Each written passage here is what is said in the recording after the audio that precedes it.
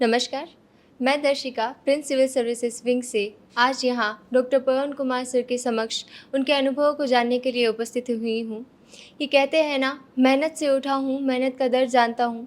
मेहनत से उठा हूँ, मेहनत का दर्द जानता हूँ। मैं वो शख्स हूँ जो आसमां से ज़्यादा ज़मीन को जानता हूँ। सर, आपने अपनी BDS government college of Jaipur से की है। उसके पश्चात आपने अपना लगातार प्रयास से UPSC सिविल सर्विसेज एग्ज़ाम्स को आपने 2021 में अपने लगातार प्रयास से 551 रैंक लाकर आपने उसको क्रैक किया। मैं आपसे सबसे पहला सवाल ये पूछना चाहूँगी कि सर, आपकी इंस्पिरेशन क्या थी जिसने आपको मोटिवेट किया कि आप UPSC क्रैक कीजिए?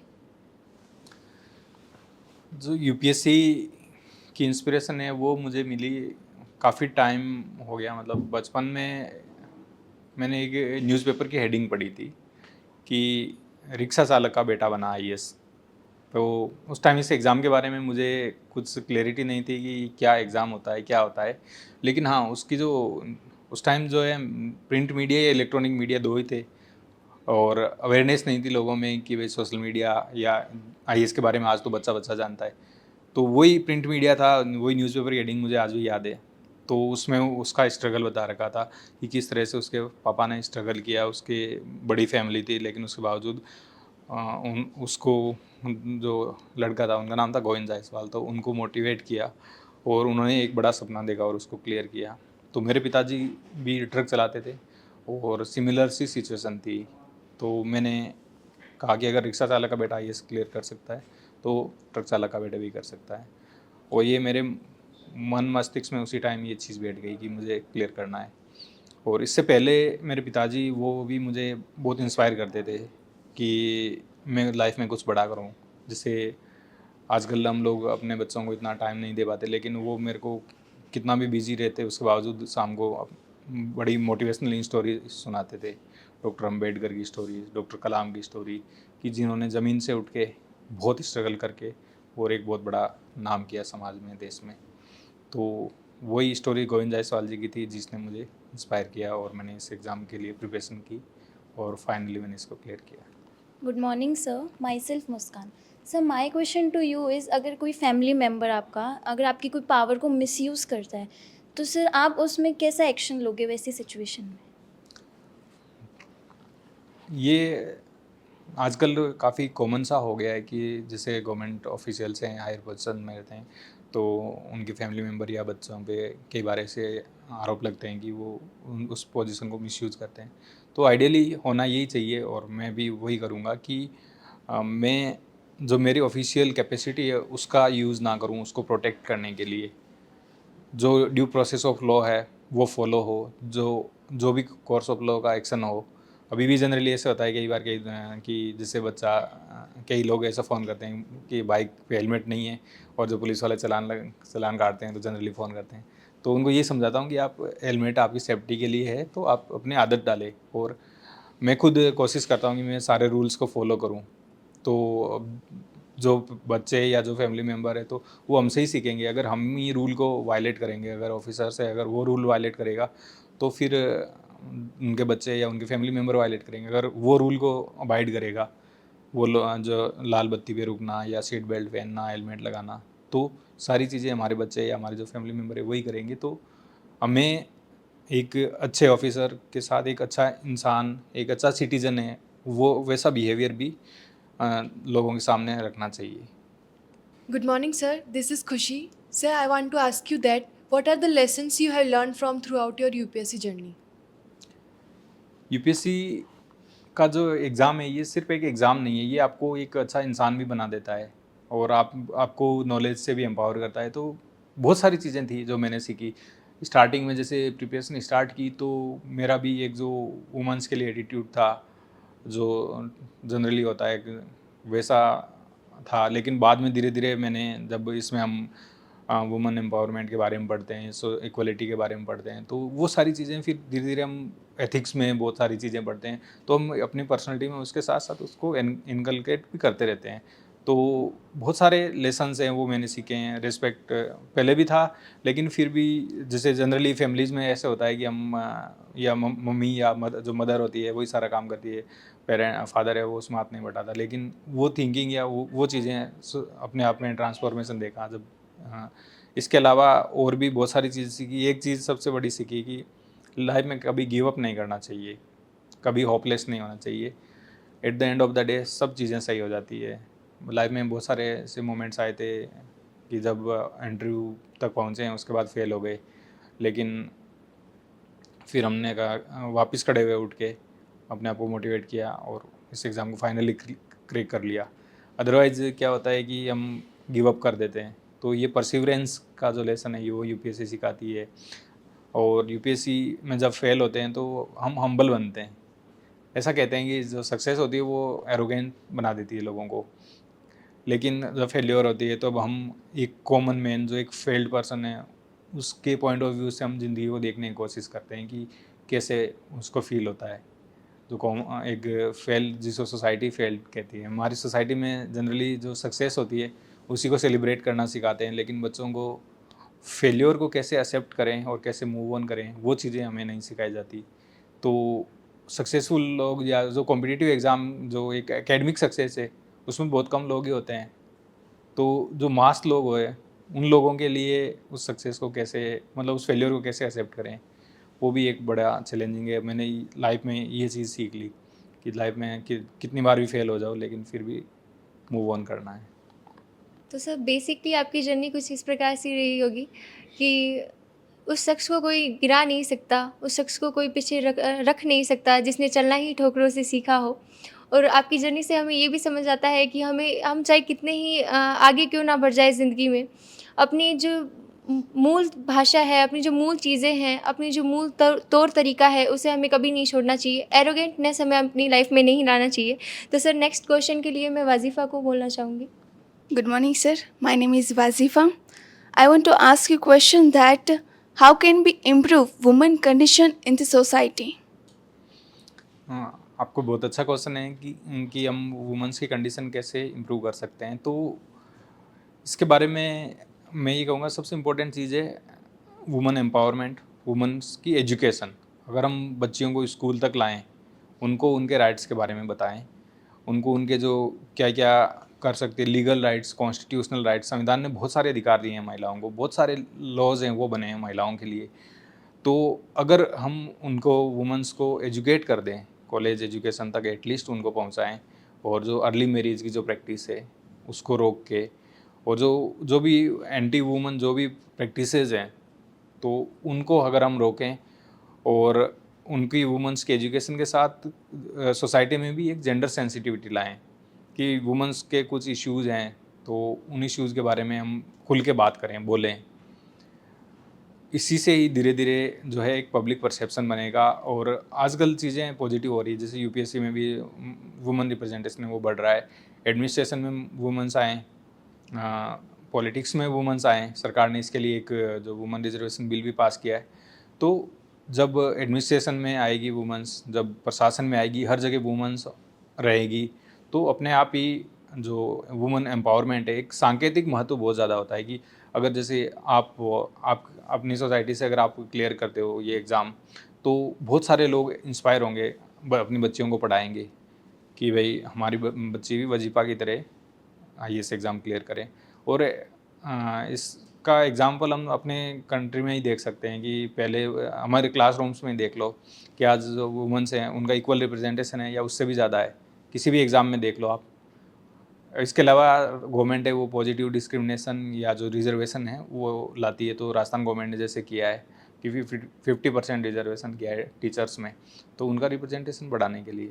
इस तरह से सोसाइटी को भी काम करना होगा, सरकार को भी काम करना होगा। जो रिलीजियस गुरुज हैं तो उनकी बात को सोसाइटी बहुत अच्छे से सुनती है, तो उनको भी समझाना होगा कि जो एंटी वुमन प्रैक्टिस है उनको छोड़ें और महिलाओं को, बच्चियों को पढ़ाएं। उनको ऐसे नहीं कि उनको सिर्फ और सिर्फ उपभोग की वस्तु समझे। भाई उसको एक गरिमा में जीवन जीने का अधिकार है, उसको अधिकार है कि वो कौन से कपड़े पहने। सोसाइटी उसको ये डिसाइड नहीं करे कि वो क्या पहने या कहाँ शादी करे या जो भी चीज़ें हैं। तो वुमेंस की चॉइस है, उसको भी थोड़ा प्रमोट करना चाहिए। सर तो बेसिकली आप ये कहना चाहते हैं कि ज़मीं पर बैठ के क्यों आसमान देखता है, पंखों को खोल ज़माना उड़ान देखता है। ये मोटिवेशन सर ने आज ये वुमेंस के लिए हमें मोटिवेट कर रहे हैं आप कि हम भी उनके लिए कुछ करें। हमारे परिवार जिन्होंने हमें ये अवसर दिया है कि हम प्रिंस जैसी संस्था में आएँ और यूपीएससी क्लियर करके वुमेन्स के लिए कुछ करें, तो उसके लिए धन्यवाद सर। नेक्स्ट प्रश्न रहेगा मानविका का। Good morning, sir. Myself Manvika. I would like to ask what was the lower moment in your life and how you overcome it. Life में जो है अप्स एंड डाउन्स आते रहते हैं। कई बार हम हाई पे होते हैं, कई बार से लो होते हैं। तो सबसे लोएस्ट मोमेंट था मेरा 2018 का मोमेंट था कि उस टाइम मैंने इंटरव्यू दिया था और जो है मेरी उस टाइम शादी भी की थी मैंने। तो मैं एक्सपेक्ट कर रहा था कि सिलेक्शन हो जाएगा और शायद सेट भी हो जाऊंगा, क्योंकि मेरे एग्ज़ाम बहुत अच्छे गए थे। उससे पहले भी मैंने 1-2 बार इंटरव्यू दिया था, लेकिन जब उसका रिज़ल्ट आया तो बड़ा मतलब उससे पहले तो क्या था कि मैं अकेला ही था, तो कोई दिक्कत नहीं यार, बैचलर होते हैं तो ठीक है। लेकिन अब मैरिज भी हो गई और अब उस फेल्योर को कैसे एक्सेप्ट करें, तो वो मेरे लिए सबसे वो रिज़ल्ट उसमें मुझे बड़ी उम्मीद थी, क्योंकि एग्ज़ाम वगैरह बहुत अच्छे गए थे सारा और सब चीज़ें पॉजिटिव थी। तो वो रिज़ल्ट का सही नहीं आना मेरे लिए सबसे ख़राब पल था। लेकिन फिर भी जो है चीज़ें मैंने हमेशा जो श्रीमद् भगवत गीता है, मेरे संस्कृत ऑप्शनल था, तो गीता में भगवान श्री कृष्ण कहते हैं कि कर्मण्यवाधिकारस्ते माँ फलेषु कदाचन माँ कर्म फल हेतुर्भु माँ ते संगोत्स्व कर्मणि। तो अर्जुन को कहते हैं कि तुम कर्म करो, फल पर तुम्हारा अधिकार नहीं है। तो यही चीज़ है ना, मैंने तो अपने आप को समझाया कि मैं सिर्फ कर्म कर सकता हूँ, रिजल्ट आए उसके ऊपर मेरा कोई अधिकार नहीं है, और कर्म है उसका मैं त्याग नहीं कर सकता। मतलब मैंने सोच लिया था कि यूपीएससी क्लियर करना ही है, चाहे किसी भी हालत में हो। शुरू से ही मेरा था कि चाहे लास्ट अटैम्प्ट भी हो, लेकिन मैं गिव अप नहीं करूँगा। तो एक तो श्रीमद् भगवत गीता से मुझे इंस्पिरेशन मिली, दूसरा था कि हमारे जो मेरा रामायण महाभारत, ये बचपन में जो इनके बारे में पढ़ा है मैंने, बुक्स पढ़ी हैं, तो इसमें भी ऐसे था कि भगवान श्री राम ईश्वर होते हुए भी उन्होंने 14 साल वनवास बिताया। मतलब वो वन में फॉरेस्ट में रहना एक बहुत ही कष्टपूर्ण जीवन था। तो मैं अपने आप को यही सोचता कि यार वो भी इतने कष्ट में रहे, अपने परिजनों से दूर, समाज से दूर, तो मेरे लिए भी ये मान सकता हूँ वनवास पीरियड है। और जैसे कि रात होती है, रात के बाद दिन भी होता है, तो अगर ये सफलता है तो ज़रूर सफलता भी आएगी। और मैं अपनी जहाँ मिस्टेक्स हैं उनको मैं रेक्टिफाई करूँगा। और इसमें एक मुझे उनका कोटेशन बहुत इंस्पायर करता था कि माउंट एवरेस्ट पे पहली चढ़ाई की थी तेंजिंग शेरपा और एडमंड हिलेरी। तो एडमंड हिलेरी अपने सेकंड लास्ट अटैम्प्ट में थे जब वो माउंट एवरेस्ट के बहुत नज़दीक पहुंच गए थे, लेकिन वहाँ मौसम ख़राब हुआ और उनको वापस लौटना पड़ा। तो वो हिमालय को कह के आए थे कि हे हिमालय, तू अपनी ऊंचाई तो नहीं बढ़ा सकता, लेकिन मैं अपनी क्षमताएं ज़रूर बढ़ा सकता हूँ और मैं अगले साल फिर वापस आऊँगा। तो अगले साल फिर उन्होंने हिमालय को फतेह किया। तो इस तरह से पॉजिटिव हमेशा लाइफ में ऑप्टिमिस्टिक रहें, पॉजिटिव सोचें कि जो हो गया सो हो गया, अब मैं बेटर क्या कर सकता हूँ, बस यही मूव ऑन है। जो अगर हम गिल्ट में रहे या पास्ट में रहे कि यार ऐसी गलती हो गई, उसमें पढ़ लेता, मार्क्स नहीं आए, ये नहीं, वो हमारे हाथ में नहीं। जो हमारे हाथ में नहीं उसके बारे में सोचना छोड़ो, हम अब क्या कर सकते हैं उस पर फोकस करें। Namaskar, sir. My question from you is that how women can make herself empowerment with the help of feminism? देखो, अगर हम कंडीशंस देखें तो अगर हम थोड़ा सा हिस्ट्री में जाएं 1920 के आसपास, जब वर्ल्ड वॉर हुआ, वर्ल्ड वॉर से पहले क्या था, दुनिया में हर जगह, यूरोप में भी महिलाओं की जो स्थिति थी वो घर का काम करेगी, पब्लिक लाइफ में उनको परमिशन नहीं थी जाने की, काम करने की उनको परमिशन नहीं थी। लेकिन फर्स्ट वर्ल्ड वॉर में जब सैनिक गए लड़ाई करने, तो फैक्ट्री कौन संभाले, ऑफिस कौन संभाले, तब महिलाओं को मौका मिला पहली बार पब्लिक लाइफ में आने का, बाहर आने का। और उन्होंने उस मौके को इतना अच्छा बनाया कि यूरोप में पहले शुरुआत यूरोप से हुई, हर जगह जो पब्लिक लाइफ में महिलाओं को आने का अनुमति मिल गई। और उसके बाद यूरोप में उस टाइम वोटिंग राइट्स भी नहीं था वुमेंस को, लेकिन वहाँ पर बाद में धीरे धीरे महिलाओं को वोटिंग राइट्स भी मिला। तो वहाँ से महिलाओं ने, और जो नारीवाद, जो फेमिनिज्म की हम बात करते हैं, तो वहाँ से यूरोपियन सोसाइटी से ये चीज़ आनी चालू हुई, फेमिनिज्म। इंडियन सोसाइटी में अगर हम बात करें तो इंडिया में अगर हम देखें तो हमें यूरोप को ब्लाइंडली फॉलो करने की ज़रूरत नहीं है।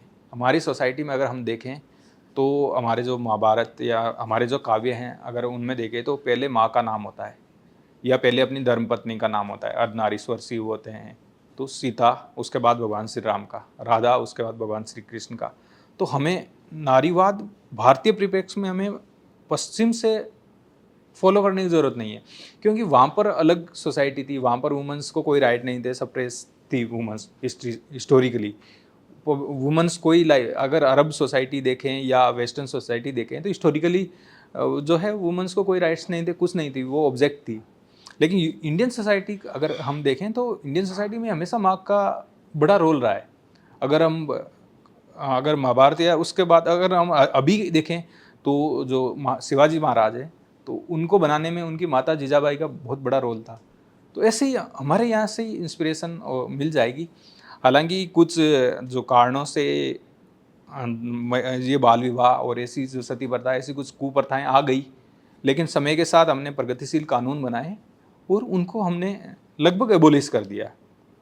सती प्रथा तो लगभग मतलब टोटली फिनिश हो गई। बाल विवाह है जो कुछ ग्रामीण अंचल में अभी भी है, लेकिन प्रशासन काम कर रहा है। उसके साथ साथ सोसाइटी में जैसे जैसे अवेयरनेस आएगी तो सोसाइटी भी उन चीज़ों को एक्सेप्ट करेगी। आज मैं मेरा ही बताता हूँ कि मेरे परिवार में ही कई जो बच्चियों बाल विवाह हो गए थे, तो छोटा, आज से 20 साल पहले की बात है। लेकिन अब जो मेरे सिस्टर्स हैं और बाकी लोग हैं वो सारे पढ़ रहे हैं बच्चे। तो सोसाइटी धीरे धीरे प्रोग्रेस की ओर जा रही, हम जा रहे हैं बेटरमेंट की ओर। हमें ये ध्यान रखना चाहिए कि हम पीछे की ओर ना जाए कि जहाँ महिला को एक उपभोग की वस्तु समझा जाए, जहाँ महिलाओं को कोई अधिकार नहीं हो, उनको सिर्फ बच्चा पैदा करने का अधिकार हो, तुम सिर्फ बच्चे पैदा करो, इसके अलावा और तुम्हें कोई पब्लिक लाइफ में परमिशन लेनी पड़े, उसको कहीं बाहर जाने की, उसको जॉब छोड़ना पड़े, ऐसी सिचुएशन हम ना जाए। लेकिन हम लकीली हम बेटरमेंट की ओर जा रहे हैं। और दुनिया भर में भी देखो, मतलब अगर हम सऊदी अरब का भी एग्जांपल लें तो अभी वहाँ पर भी महिलाओं को काफ़ी सारे अधिकार मिले हैं कि वो गाड़ी भी चला सकती हैं, बाहर जा सकती है, जो उनका जो बुर्का वगैरह पहनना उनके लिए ऑप्शनल हो गया, कंपल्सरी नहीं है। तो धीरे धीरे महिला और पुरुष दोनों को मिल के, मतलब दोनों पूरक है, कॉम्प्लीमेंट्री है, वो कॉम्पिटिटिव नहीं है। तो जो पश्चिम का जो नारीवाद है कहीं ना कहीं वो एक एक्सट्रीम पे जा रहा है कि जहाँ पर जो है society without man, toxic masculinity, ये चीज़ें हैं, तो हमें उनको फॉलो करने की ज़रूरत नहीं है। हमारी जो कल्चर है उससे ज़्यादा रिच रही है। तो we are going toward betterments and with time things will be more better. नमस्कार सर, मैं सरस्वती।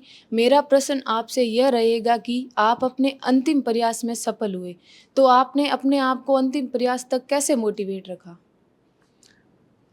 देखो, जो हमारे दो तरह का मोटिवेशन होता है। एक तो होता है एक्सटर्नल मोटिवेशन, जो हम कोई चीज़ देख के, कोई इंस्पिरेशनल स्टोरी पढ़ के उससे मिलता है। एक होता है हमारे अंदर ही एक फायर हो कि यार ये काम करना ही है मुझे, अनएक्सेप्टेबल हो जाए उससे नीचे या उसको एक्सेप्ट करना। तो कुछ सिचुएशन ऐसी मेरी हो गई थी कि जो यूपीएससी का मैंने सोचा था कि यूपीएससी के अलावा कुछ नहीं करना है, कोई मेरा वो नहीं था प्लान बी वगैरह। मैंने कहा यूपीएससी ही क्लियर करना है। तो एक तो जिद थी। फिर क्या है कि दूसरा, सोसाइटी में भी ऐसे होता है जनरली कि जब हम प्रिपरेशन कर रहे होते हैं स्टार्टिंग में तो लोग हमारा साथ देते हैं, अच्छा इसका सिलेक्शन हो जाएगा, ऐसे वैसे।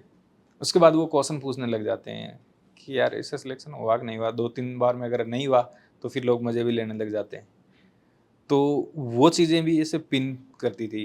वो आपकी फैमिली को भी जाके सवाल पूछते हैं, और क्या रहा रिजल्ट। जब भी रिजल्ट आता, आजकल तो क्या है कि यूपीएससी की रिजल्ट ऑनलाइन सबको पता चल जाता है, अच्छा हाँ यूपीएससी रिजल्ट आ गया, व्हाट्सएप पे स्टेटस और वो सब चीज़ें। तो वो बड़ा पेनफुल पीरियड होता है वो, तो फैमिली के लिए भी और हमारे लिए भी। तो उन लोगों को जवाब देना ये भी था कि यार एक दिन इनको जवाब ही देना है कि जो लोग या आज लोग मजाक उड़ा रहे हैं, जो लोग ऐसे कह रहे हैं, तो उन लोगों को जवाब ही देना है। तीसरा था फिर इंटरनल मोटिवेशन के लिए मैंने ये किया था कि एक तो योगा मेडिटेशन कि डेली करता था ताकि मेरा जो माइंड है वो नेगेटिविटी से, इन चीज़ों से दूर रहे। फिर अच्छी बुक्स पढ़ना।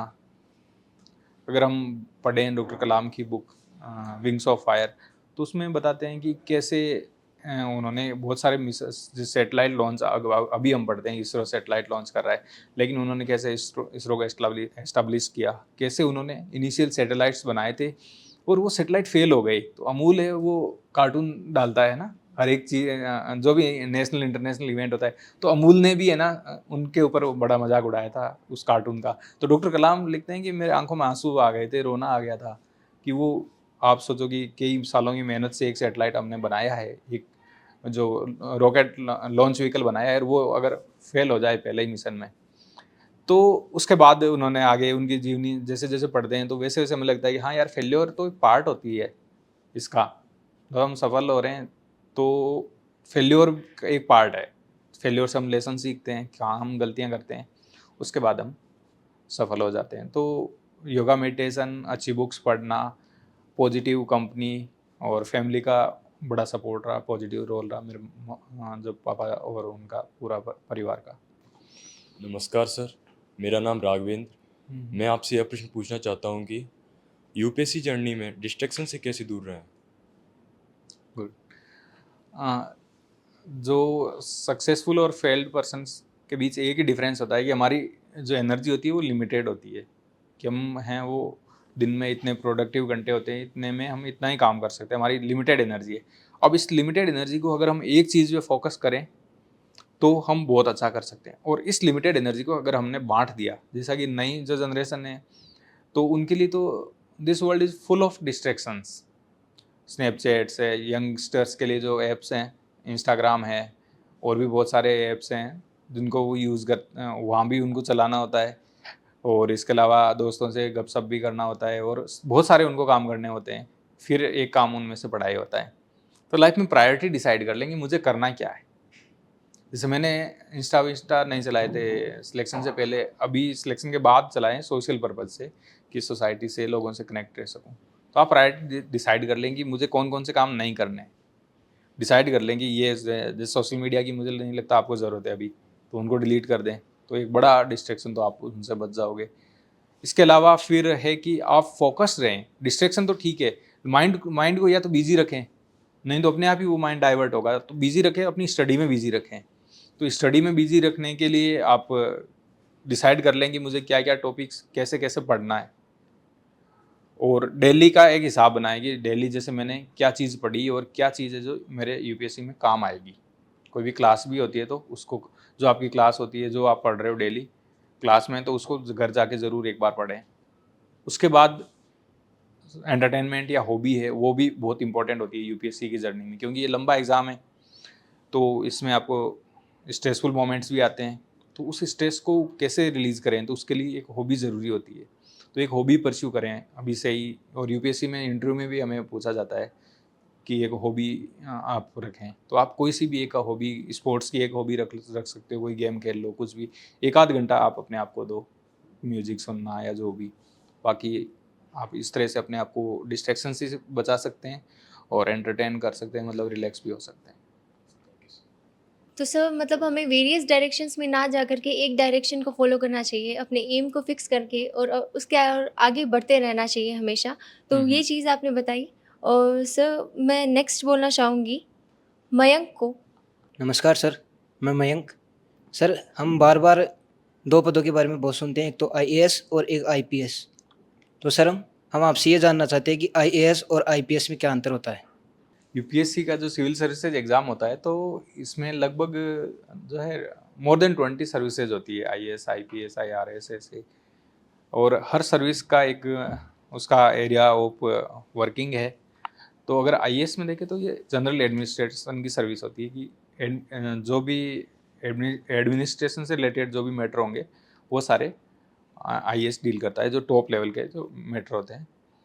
और जैसे स्टार्टिंग में हम देखते हैं कि एसडीएम से शुरू होता है, एसडीएम, फिर डीएम, आगे सेक्रेटरी और चीफ सेक्रेटरी तक। दूसरा होता है पुलिस का, जो पुलिसिंग एक स्पेशलाइज्ड काम हो गया कि सिर्फ पुलिस से रिलेटेड वो काम करते हैं। तो उसमें जो आईपीएस हैं वो लोग जाते हैं वहाँ, वही डीवाईएसपी से शुरू होते हैं, एसपी, फिर आगे डीआईजी, आईजी और डीजीपी तक। तो वो एक पुलिस की अलग हायरार्की होती है। नमस्कार सर, मेरा आपसे यह प्रश्न है कि हम आज के दिनों में यूट्यूब पे, शॉर्ट्स पे, रील्स पे काफ़ी सारे मॉक इंटरव्यूज़ देखते हैं। काफ़ी कोचिंग्स आजकल प्रोवाइड करती है अपने एस्पिरेंट्स के लिए कि हम आपको एक ट्रायल देंगे कि आप जो इंटरव्यू आपका होगा वो किस तरीके का होगा। तो मैं ये जानना चाहता हूँ कि जो मॉक इंटरव्यू है वो रियल इंटरव्यू जैसा ही होता है या इन दोनों में कोई फ़र्क भी है? अच्छा, आजकल मतलब मॉक इंटरव्यू रियल इंटरव्यू से बहुत ज़्यादा डिफरेंट होता है। मॉक इंटरव्यू होता है तो उसमें क्या करते हैं, जैसे कोचिंग्स ऐसे कैचीज क्वेश्चन तैयार करती है जिससे कि जो है व्यूअरशिप बढ़े उनकी। जनरली आप देखना कि ना कि भाई वो यूट्यूब पे फेमस हो जाए, कोचिंग है उसका नाम हो जाए, जनरली ऐसा करते हैं। तो मॉक इंटरव्यू में और क्या होता है कि बहुत सारे मतलब क्रॉस क्वेश्चन होते हैं, आप देखना कि जो है उसको ग्रिल भी करते हैं, ऐसे टफ क्वेश्चन पूछते हैं जानबूझकर जो इंटरव्यूअर, ताकि वो बच्चा थोड़ा नर्वस हो जाए, या ऐसे कई सारे उटपटांग क्वेश्चन भी होते हैं मॉक इंटरव्यूज़ में। लेकिन रियल इंटरव्यू होता है वो बहुत ही स्मूथ होता है इंटरव्यू। जैसे मैंने 3 बार इंटरव्यू दिया था, तो हर बार इंटरव्यू सामने वाले को देखता है बच्चे को कि बच्चा कैसा है। अगर वो नर्वस है तो उससे नॉर्मल बातचीत करते हैं, अच्छा आप कहाँ से आए हो, कैसे आए हो, क्या खाया आज। तो इस तरह से वो एकदम नॉर्मल बातचीत होगी और उसी से ही हमें पता भी नहीं चलेगा कि कब इंटरव्यू स्टार्ट हो गया और कब इंटरव्यू खत्म हो गया। तो इतना कूल एंड काम एनवायरनमेंट होता है वहाँ पे, और बहुत ही नज़दीक बैठते हैं। जैसे मैं यहाँ बैठा हूँ, एक बड़ी सी टेबल होती है, सामने चेयरमैन बैठते हैं, 2 मेंबर इधर बैठते हैं, 2 एक्सपर्ट इधर बैठते हैं। तो एक राउंड टेबल टाइप एक बातचीत जैसा माहौल होता है, और ज़्यादा क्रॉस क्वेश्चन भी नहीं होते। क्रॉस क्वेश्चन तो बिल्कुल नहीं होते, वो आपसे चीज़ें जानते हैं, आपसे चीज़ें पूछते हैं, आपको बोलना होता है वहाँ पे सब कुछ। धन्यवाद बहुत ही सर। पीसफुल माहौल होता है रियल इंटरव्यू का। बिल्कुल हमें पता ही नहीं चलता कि कब इंटरव्यू खत्म हो गया, और एवरेज 30 मिनट का होता है। Good morning, sir. Myself Palak. And sir, everyone questions you about like how you prepared for your exams. What was your journey all about? How many attempts did you give? The failures you faced, and so on. But I want to know what are the changes which occurred in your life after cracking IAS exams. क्या difficulties आई, क्या changes थे आपकी life? Means जैसे हमें जो generally as an aspirant हम preparation करते हैं, तो हमें लगता है कि जो चीज़ें हम देखते हैं तड़क भड़क और वैसी चीज़ें, तो कई बार बच्चे प्रिपरेशन भी उसी हिसाब से करते हैं कि ऐसे पूरा एक माहौल होगी, वो लाल बत्ती की गाड़ी घूमे ऐसे। लेकिन जब आप सर्विस में आते हो तो आप एक सेंस ऑफ रिस्पॉन्सिबिलिटी आप में आ जाती है। आप जो सिविल सर्विसेज रूल्स हैं उनसे आप बाउंड हो जाते हो, और आपका जो बिहेवियर होता है, आपका जो बिहेवियर है, तो उसको सोसाइटी फॉलो करती है। जो यूथ हैं, आप देखना कि सोशल मीडिया पे आप देखोगे कि हाँ बहुत सारे फेमस जो सिविल सर्वेंट हैं, तो लोग उनको कॉपी करते हैं, उनको फॉलो करते हैं, तो आपके ऊपर एक एक्स्ट्रा और जिम्मेदारी आ जाती है। तो you become a very responsible person.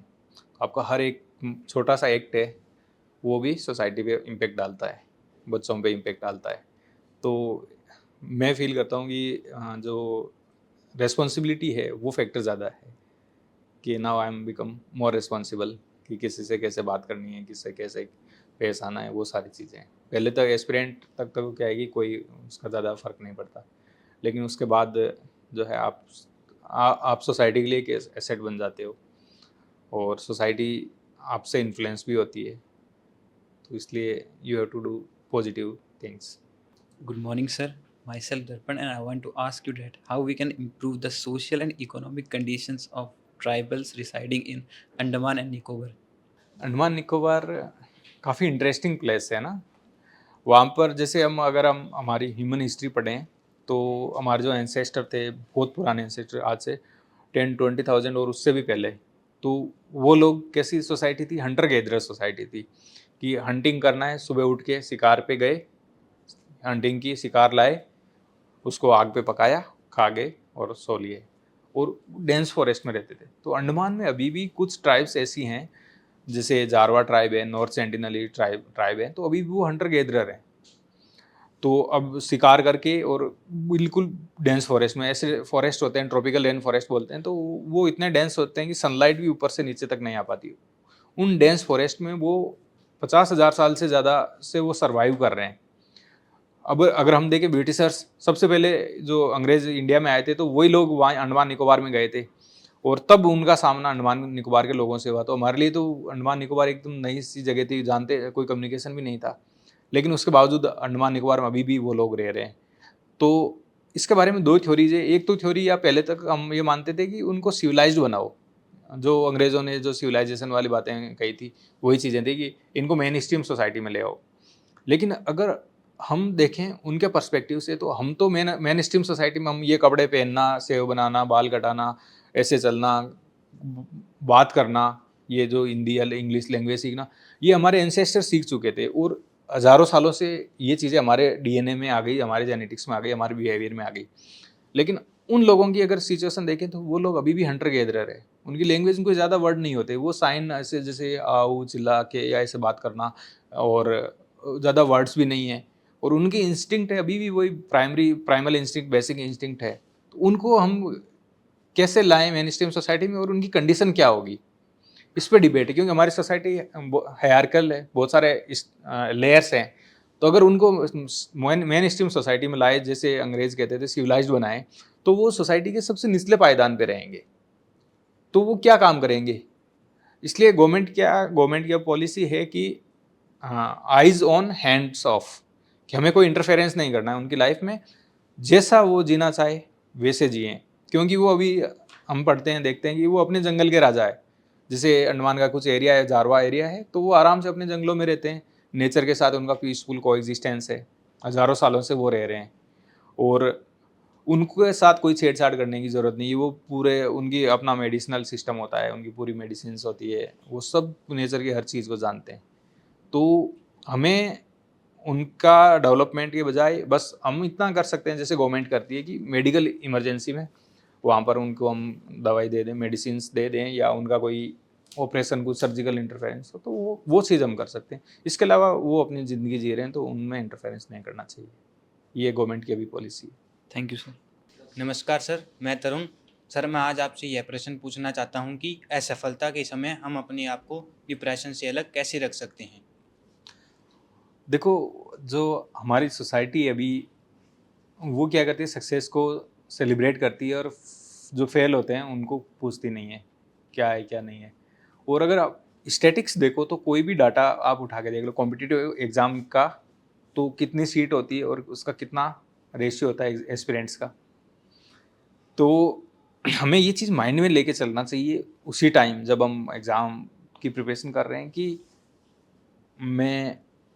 मैं जैसे ये मोटो मानता हूँ मेरा कि hope for the best and prepare for the worst, कि भाई मेरा सिलेक्शन हो जाएगा, मैं इसी उम्मीद के साथ तैयारी कर रहा हूँ। लेकिन एक मेरे माइंड में एक ये भी रहना चाहिए कि अगर नहीं हुआ तो उस टाइम मैं क्या करूँगा, समझ रहे हो।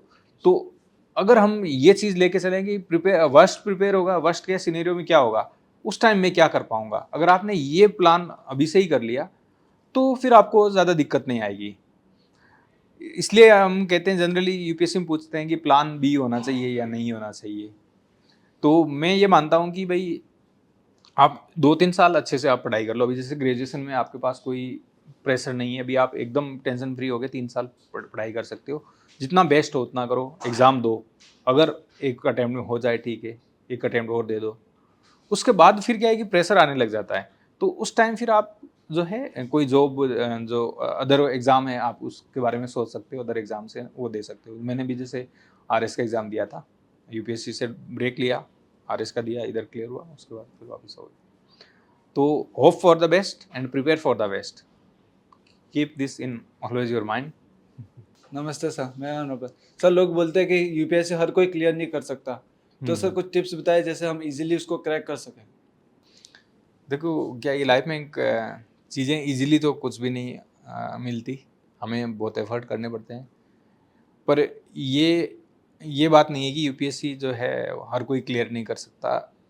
Where there is a will there is a way, कि अगर आपने सोच लिया कि मुझे क्लियर करना है तो आप कर सकते हो एग्ज़ाम। अब वो ये कि ये आपकी प्रिपरेशन और स्ट्रेटजी पे डिपेंड करेगा कि आपको कितना टाइम लगता है। मुझे लगता है कि आप अगर सही गाइडेंस और मेंटरशिप में अगर आप प्रिपरेशन करते हैं तो आप मतलब कॉलेज तक अगर आप सीरियसली 3 साल अगर पढ़ेंगे तो उसके बाद ग्रेजुएशन के साथ भी आप निकाल सकते हो।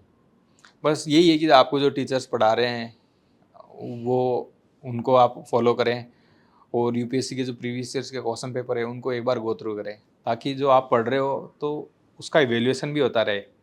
ऐसे नहीं कि भाई मैंने पढ़ तो लिया लेकिन अब इस पढ़ाई का यूज़ कहाँ करूँ, एग्ज़ाम में अचानक नए क्वेश्चन आ जाए हमारे सामने, ऐसा सिचुएशन नहीं हो। तो पहले से ही, जब से आप पढ़ाई स्टार्ट करो तभी से ही जो टॉपिक आपने कंप्लीट किया उस टॉपिक को एक बार क्वेश्चन गो थ्रू कर लो, यूपीएससी के आए हुए क्वेश्चन। इससे क्या है, आपकी जो प्रिपरेशन है उसका लेवल है वो चेक होती रहेगी कि भाई हाँ यूपीएससी लेवल की है या नहीं है। और बाकी हार्ड वर्क है, उससे आप कोई सा भी जीवन में जो भी काम करना चाहो वो कर सकते हो। First of all, a very good morning, sir, and good morning to all the viewers of our YouTube channel, Prince Civil Services. So, sir, as we know, this UPSC preparation, this UPSC journey is a long journey of 2 years. So, sir, how to manage consistency in this long process? इसके लिए आप ये कर सकते हो कि consistency के लिए आपके पास कितना टाइम है, पहले डिसाइड कर लो कि मैं कब एग्ज़ाम दूंगा। इतना टाइम है, मान लो आपके पास एग्ज़ाम 3 साल बाद आप एग्ज़ाम दोगे, तो अभी डिसाइड कर लो कि यूपीएससी का सिलेबस है वो मुझे एग्ज़ाम से मतलब 6 महीने या 1 साल पहले कंप्लीट कर लूँ, ताकि 1 साल मेरे पास रिवीजन के लिए बच जाए। तो 2 साल में मान लो आपको सिलेबस कंप्लीट करना है, ये टारगेट बना लिया आपने। सिलेबस के जो भी टॉपिक्स हैं उनको ले लिए, जैसे हिस्ट्री, पॉलिटी, ज्योग्राफी, जो जो सिलेबस के टॉपिक्स है उनको ले लिए। मंथली टारगेट बना लिया कि 1 मंथ में ये टॉपिक करना है, अगले महीने ये, अगले महीने मंथली टारगेट्स, और उनको फिर डेली टारगेट्स बना दिए। डेली टारगेट्स मेरे पास, जैसे मैं पढ़ता था तो डेली मेरे पास टारगेट रहता था कि भाई मुझे जैसे ये बुक है या ये टॉपिक है, इतने ये टॉपिक कंप्लीट करना है डेली। जैसे जनरली नई बुक पढ़ता हूँ मैं तो टारगेट रहता है 100 पेज का, तो 80-90 पेज भी अगर कंप्लीट हो जाए एक बुक के डेली के तो ठीक है। तो इस तरह से डेली टारगेट बनाएं। डेली जैसे आपने टारगेट बनाया तो आप टारगेट अचीव करोगे तो एक फील गुड होगा, क्योंकि ब्रेन में एक केमिकल होता है न्यूरोट्रांसमीटर डोपामिन, इसके बारे में आप लोग कभी सर्च करना, पढ़ना। तो जैसे जैसे जैसे हम कोई चीज़, कोई टारगेट अचीव करते हैं वैसे वैसे हमारे अंदर डोपामिन सीक्रेट होता है, और यही सोर्स होता है इंटरनल मोटिवेशन का। तो कंसिस्टेंसी के लिए आपके पास डेली टारगेट होना चाहिए। आप अपनी क्षमता के हिसाब से टारगेट बनाओ कि भाई कितना मैं कर सकता हूँ, कितने टॉपिक मैं डेली पढ़ सकता हूँ। टॉपिक अगर टफ है तो थोड़ा सा कम टारगेट बनाओ, अगर टॉपिक ईजी है, मज़ा आ रहा है पढ़ने में, तो टारगेट तो थोड़ा बड़ा कर सकते हो।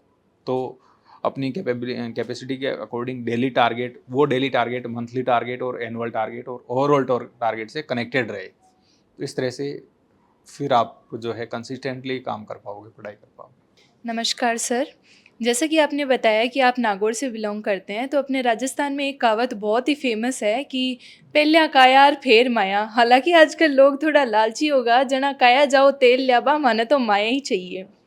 तो सर, आपका जो जर्नी रहा वो बहुत लंबा रहा, तो इस सफ़र में आपका जो योगा और मेडिटेशन है उसने आपकी कैसे हेल्प की, क्या रोल रहा उसका आपकी जर्नी में? देखो, मतलब पूरी दुनिया मान रही है आज कि ये जो योगा और मेडिटेशन है तो ये इंडिया का एक मानवता के लिए गिफ्ट है, कि योगा मेडिटेशन में इतनी पावर होती है कि दुनिया की असाध्य बीमारियां, जिनका मेडिकल साइंस के पास इलाज नहीं है, वो बीमारियां ठीक हो जाती है।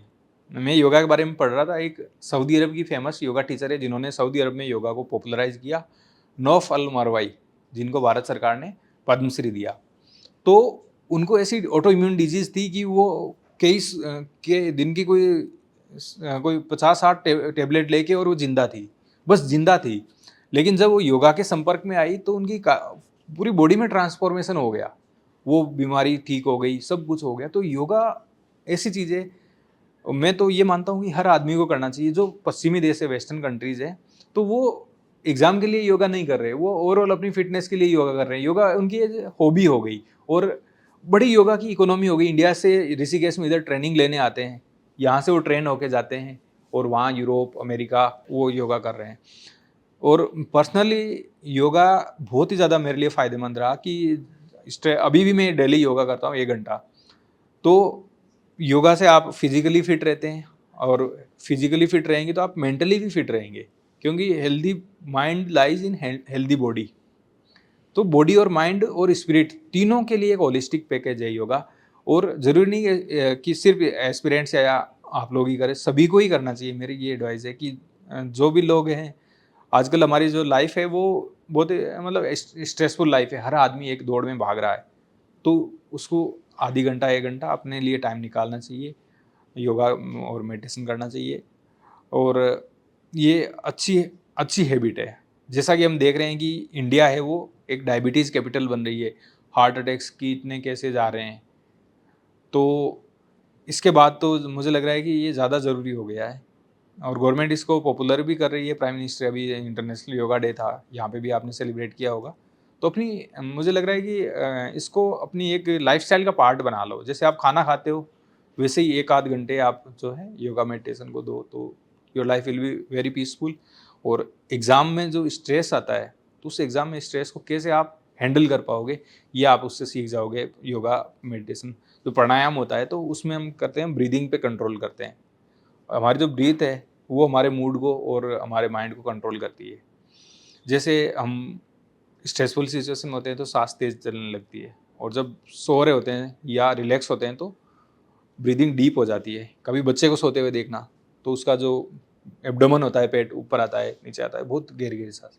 तो इस तरह से हमें ब्रीदिंग का ही सब कुछ खेल है, और योगा मेडिटेशन प्राणायाम में ये सारी ब्रीदिंग टेक्निक से हम लोग सीखते हैं। तो इस तरह से लॉन्ग टर्म में आप लोगों के लिए फ़ायदेमंद होगा कि जब आप एग्ज़ाम में अपीयर होंगे तो definitely you will be less stressed. Prelims में ऐसे होता था कि मैं मतलब 1 डेढ़ घंटे में एग्ज़ाम वो पेपर पूरा अटेम्प्ट कर लेता था, जबकि बहुत लोगों में ऐसे जानता जिनको एग्ज़ाम से पहले ही एकदम घबराहट हो जाती, पसीने हो जाते, एग्ज़ाम हॉल में उनका एग्ज़ाम का पेपर भी बिगड़ जाता। तो उसके पीछे वही टेक्निक है कि योगा और मेडिटेशन तो अपने आप को मैं रिलैक्स कर लेता कि हाँ, इस एग्ज़ाम के लिए। जी सर, तो योगा का हमारे जीवन में बहुत ही बड़ा एक महत्व रखता है योगा, जिससे आप अपना स्ट्रेस भी कम कर सकते हो। आपने वेरियस डायमेंशंस उसके बताए हमें। तो सर मैं नेक्स्ट बोलना चाहूँगी संध्या को। Good morning, sir. My name is Sandhya. So, my question is, what was the overall difference between Andaman Nicobar and the Lakshadweep? Andaman Nicobar और लक्षद्वीप में काफ़ी सारे डिफरेंस। अगर हम उनकी ज्योग्राफी देखें तो अंडमान निकोबार है वो वोल्केनिक आइलैंड है। तो जो जैसे बताते हैं हमारा हिमालय जो पर्वतमाला है, हिमालय से फिर ये म्यांमार की तरफ आता है अराकान योमा, और उसी का ये हिमालय का ही कंटिन्यूसन है ये अंडमान निकोबार। तो ये वोल्केनोज आए थे, अंडर वाटर वोल्केनो, उससे ये आइलैंड बने। जबकि लक्षद्वीप है वो है कोरल आइलैंड है। कोरल आइलैंड जो कोरल रीफ्स होती है, छोटे छोटे जीव होते हैं, तो वो जीव धीरे धीरे समुद्र में ग्रोथ करते करते करते समुद्र से जब बाहर आ गए, थोड़े ऊपर आ गए, तो वहाँ पर लोग रहने लग गए। तो इस तरह से ज्योग्राफिकल डिफरेंस है। फिर है कि लक्षद्वीप की जो पॉपुलेशन है वो मोस्टली, क्योंकि ये किन्नूर जो रीजन है केरला का, वहाँ से गवर्न रहा है, वहाँ के जो किंग होते थे उन्हीं का ही रूल होता था लक्षद्वीप पे, तो इसलिए वहाँ पर मोस्टली मलयाली पॉपुलेशन है, केरलाइट या मलयाली स्पीकिंग पॉपुलेशन है, और वो लोग आके बसे हैं केरला से। तो वहाँ पर भी अभी लक्षद्वीप में जो मैट्रिलिनियल सोसाइटी है, मातृसत्तात्मक समाज है, कि जो शादी के बाद लड़का होता है वो लड़की के घर चला जाता है। अंडमान है वो क्या है कि मिनी इंडिया है। अंडमान में जैसे एक तो नेटिव ट्राइब्स हैं जो हज़ारों सालों से रह रही है। उसके बाद क्या हुआ, 1857 के बाद अंग्रेज़ों ने जो भी यहाँ पर क्रांतिकारी थे हमारे, उन सब फ्रीडम फाइटर्स को लाके अंडमान में भेज दिया। काला पानी जिसको हम बोलते हैं, काला पानी की सज़ा देना। अंडमान जाने में कई महीनों लगते थे, तो अगर शिप से कोई अंडमान जा रहा है तो इसका मतलब उसके घर वाले जो क्रांतिकारी लोग फ्रीडम फाइटर्स के, वो अंतिम संस्कार ही मान लेते कि अब ये लौट के वापस नहीं आएगा। तो वहाँ पर वो लोग गए, हमारे फ्रीडम फाइटर्स, उनको प्रिजनर रखा, कैदी रखा, और उन्होंने फिर अंडमान को बनाया। पोर्ट ब्लेयर है, वहाँ पर बड़ी बिल्डिंग्स है, रोड बनाना, वो सारा काम, क्योंकि डेंस फॉरेस्ट है उनको काट के, वो सारा काम उन्होंने किया है वहाँ। तो 47 के बाद क्या हुआ कि उनकी एक कम्युनिटी बन गई। 47 आज़ादी मिल गई, तो आपस में उनमें जो विवाह वगैरह, शादी वगैरह आपस में होने लग गई, और वो अंडमान में एक तरह से मूल निवासी बन गए। उसके बाद अंडमान में 47 के बाद क्या हुआ कि बंगाली और जो अदर माइग्रेंट्स थे वो आने लग गए। 71 में के वार के टाइम काफ़ी बंगाली लोग आ गए थे, और बाकी और मेनलैंड इंडिया से लोग अंडमान में आने लग गए थे। तो इसलिए अंडमान में क्या है कि पूरी डाइवर्सिटी है, हर स्टेट के आपको लोग मिल जाएंगे, राजस्थान से लेके हरियाणा से लेके पंजाब से लेके वहाँ पर लोग मिल जाएंगे। और लैंग्वेज बैरियर नहीं है कि वहाँ पर सारे लोग हिंदी बोलते हैं, चाहे कोई किसी भी कहीं का रीजन का हो, तो एक लैंग्वेज बैरियर वाला वो बात नहीं आती। दूसरा, अंडमान का एरिया बहुत बड़ा है। अंडमान निकोबार अगर एक पॉइंट से दूसरे पॉइंट तक जाएँ बाई रोड तो 390-400 किलोमीटर लगभग, इतना बड़ा एरिया है। जबकि लक्षद्वीप में छोटे-छोटे से आइलैंड है, हमारे जो एक गाँव होता है उससे भी छोटे-छोटे आइलैंड है। तो इस तरह से लोगों में भी डिफरेंस है, ज्योग्राफी में भी डिफरेंस है। लक्षद्वीप में क्या है कि वहाँ पर कुछ प्रोडक्शन नहीं होता क्योंकि जगह छोटी है, ज़मीन नहीं है। तो मेनलैंड से शिप जाते हैं कोची से, सब्जी, फल, फ्रूट जो भी चीज़ें खरीदनी है वो सारी वहाँ शिप से ही जाती है। अंडमान में काफ़ी चीज़ों का प्रोडक्शन भी होता है। और एडमिनिस्ट्रेशन के लिए दोनों इक्वल है, बढ़िया है। अभी 5G कनेक्टिविटी आ गई है तो ई गवर्नेंस का भी अच्छा चल रहा है। Good morning, sir. Myself Harshad, and I have a question that how can I improve writing skill in the preparation of UPSC? देखिए यूपीएससी में सबसे इम्पोर्टेंट है मेंस का एग्ज़ाम, और मेंस का एग्ज़ाम होता है रिटन एग्ज़ाम 1750 मार्क्स का, और 275 मार्क्स का होता है इंटरव्यू। तो मेंस में जो जिनके मार्क्स ज़्यादा होते हैं वही जनरली सिलेक्ट होते हैं। तो मेंस बड़ा डिसाइडिंग एग्ज़ाम है, और इसकी प्रिपरेशन आप स्टार्टिंग से ही करो। स्टार्टिंग में जैसे आप जो भी टॉपिक पढ़ाया टीचर ने, तो उस टॉपिक से रिलेटेड यूपीएससी ने क्या क्वेश्चन पूछे हैं पहले वो क्वेश्चन ले लो, और उनको वहीं पे क्लास में लिख लो और टीचर से अपना चेक कराते रहो। डेली सबसे इम्पोर्टेंट चीज़ है कंसिस्टेंसी, कि डेली मुझे लिखना है, एक क्वेश्चन है वो तो एटलीस्ट मैं डेली लिखूं। तो इस तरह से धीरे धीरे अगर आप प्रैक्टिस करोगे, पहले दिन तो आपको कुछ भी नहीं लिखा जाएगा, आपको लगेगा कि यार थोड़ा पढ़ लेता हूँ एक बार फिर लिखूंगा।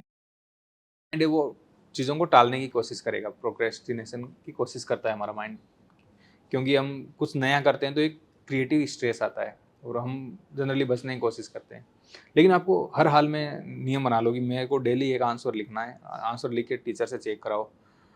और दूसरा आप कर सकते हो कि गूगल पे टॉपर्स की कॉपी, जो आईएएस के जो टॉपर्स हैं वो लोग टेस्ट सीरीज देते हैं, कोई कोचिंग में टेस्ट देते हैं तो उनकी जो टॉपर्स की कॉपीज है वो ऑनलाइन मिल जाती है। तो उनसे थोड़ा बहुत चेक करते रहो कि भाई अगर ऑल इंडिया रैंक 1 है, इसने ये आंसर लिखा है, अच्छा ये ऐसे ऐसे आंसर लिखते हैं, इंट्रोडक्शन होता है, बॉडी पार्ट होता है, कंक्लूजन होता है, तो उनकी कॉपीज़ को भी बार बार देखते रहो। इस तरह से आपकी जो आंसर राइटिंग है वो धीरे धीरे बिल्डअप हो जाएगी। इसके लिए एक दिन में नहीं होगी, लेकिन आपको टाइम लगेगा, और अगर आप कंसिस्टेंटली काम करेंगे तो आपकी आंसर राइटिंग अच्छी हो जाएगी। नमस्कार सर, मैं मोनिका। मेरा आपसे यह प्रश्न है कि आप शादीशुदा हैं। बदलते दौर में पुरुषों से यह अपेक्षा रखी जाती है कि वह घर के काम में हाथ जुटाए। क्या आपका भी इसमें घर के काम में कोई सहयोग रहता है? आजकल हमारी सोसाइटी चेंज हो गई है, अब वुमेन्स हैं वो भी वर्किंग है, कामकाजी है, तो जो हमारा फैमिली स्ट्रक्चर उसमें भी चेंज हुआ है। तो मैं भी जनरली जैसे बच्चे की केयर करना, उसको खाना खिलाना, और घर के कोई ऐसे काम होते हैं तो थोड़े बहुत काम में मैं हेल्प करवा देता हूँ जब मैं वहाँ घर पे रहता हूँ। तो मुझे लगता है कि ये सभी को ही करना चाहिए। कि कहते हैं ना, मंजिल तो मिल ही जाएगी भटकते भटकते, गुमराह तो वो लोग हैं जो घरों से निकले ही नहीं हैं। मैं सर को बहुत बहुत आभार व्यक्त करना चाहूँगी कि उन्होंने अपना बहुमूल्य समय हमें आज दिया है। धन्यवाद सर। तो मिलते हैं नेक्स्ट टॉक शो में। धन्यवाद।